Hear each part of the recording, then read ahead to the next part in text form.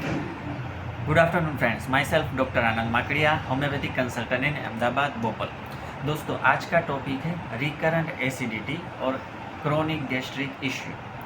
दोस्तों, ये recurrent acidity patient को क्यों होती है, उसके लिए पेशेंट को क्या करना चाहिए, कौन सी दवाई लेनी चाहिए और होम्योपैथी इस तकलीफ़ में 100% क्यूरेटिव क्यों है, इसके बारे में हम आज डिस्कस करेंगे। दोस्तों, एसिडिटी एक ऐसी तकलीफ़ है जो हर एक पेशेंट, हर एक बंदा कहीं ना कहीं ये बीमारी से जा चुका होता है।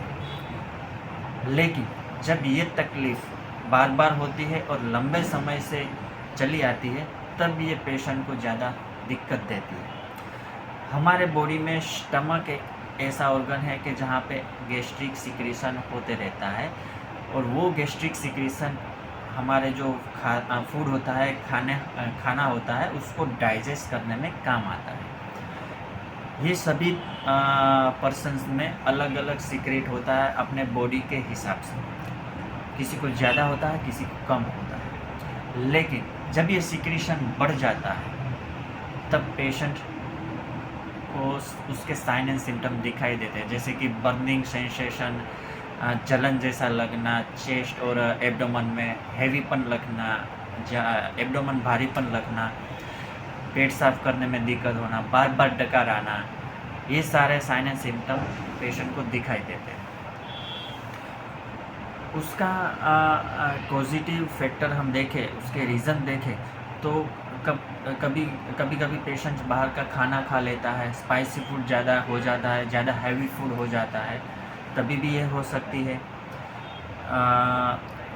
पेशेंट की लाइफस्टाइल के हिसाब से, अगर पेशेंट की लाइफस्टाइल स्ट्रेसफुल रहती हो तो लंबे समय से स्ट्रेसफुल लाइफस्टाइल की वजह से भी पेशेंट को एसिडिटी की तकलीफ बार बार हो सकती है। अगर फैमिली में हेरिडिटरी भी पेशेंट, फादर और मदर को भी ये पहले तकलीफ़ है तो आप में भी ये तकलीफ़ आ सकती है।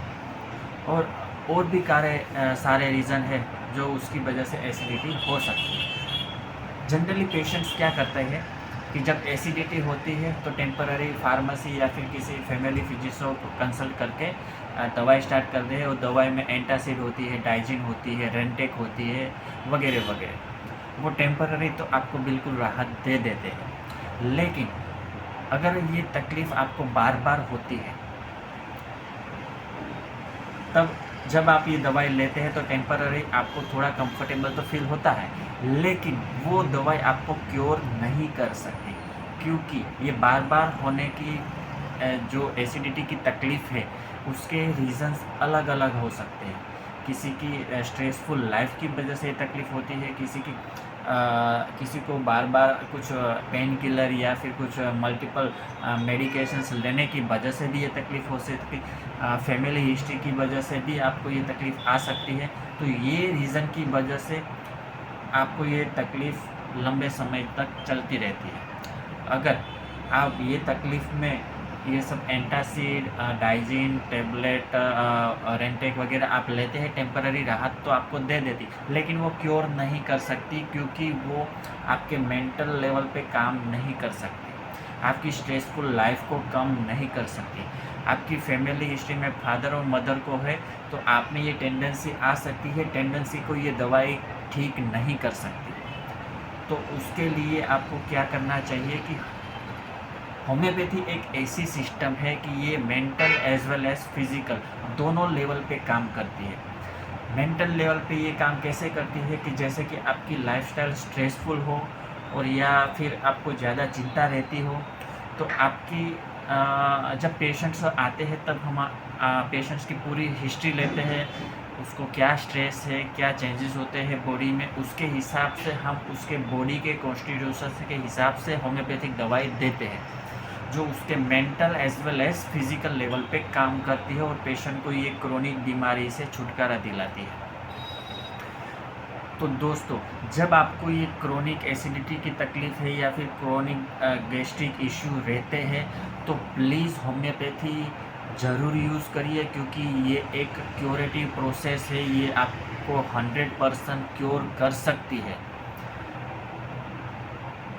दोस्तों, ये इस वीडियो में हमने देखा कि कौन सी दवाई लेनी चाहिए और होम्योपैथी क्यों लेना चाहिए।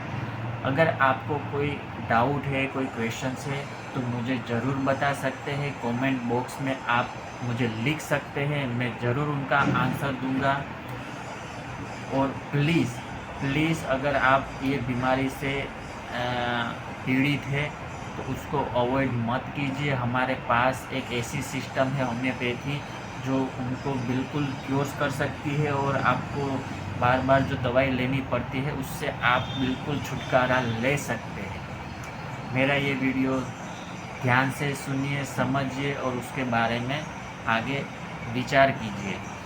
थैंक यू, धन्यवाद।